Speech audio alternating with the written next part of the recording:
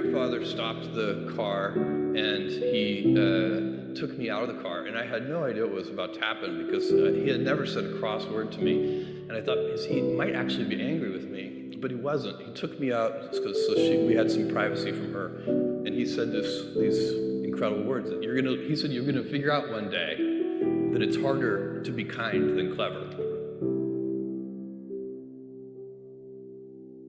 I spent an unusual amount of time with my grandparents, and especially with my grandfather on the ranch. So he had a ranch in South Texas, and I would spend my summers there from age 4 to 16.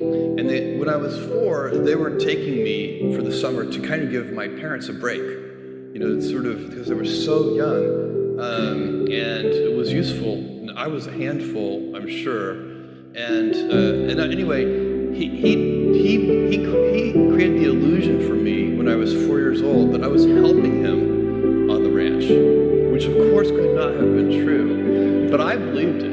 And then by the time I was 16, of course, I was actually helping on the ranch. I can fix prolapsed cattle. We did all of our own veterinary work. Some of the cattle even survived, and we fixed windmills and laid water pipelines and built fences and barns and fixed the bulldozer that you guys talked about. And so one of the things that's so interesting about that lifestyle and about my grandfather is he did everything himself. He didn't call a vet if one of the animals was sick. He figured out what to do himself. And so what does it mean, no delegation? Being resourceful, I think, is if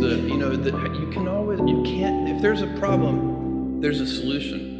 And of course, as you mature and get into the business world and anything you do on a team, you very quickly realize that it's not about just your own resourcefulness, it's about team resourcefulness and how does that work. And but that attitude of my grandfather's was but he was full of wisdom.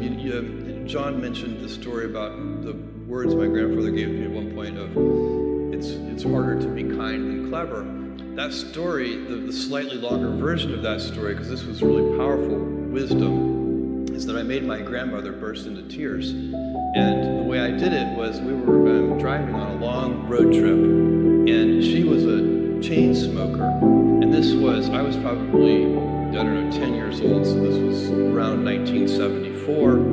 And it was in a period of time where there were heavy radio advertisements, sort of anti-smoking radio advertisements trying to convince people to stop smoking. And one of the advertisements had this figure in it. It said something like, every puff of a cigarette takes so many minutes off of your life. I think it was 2 minutes, but I can't remember. Every puff of a cigarette. So I sat there in the back seat on this long car ride and calculated how many years she had taken off of her life.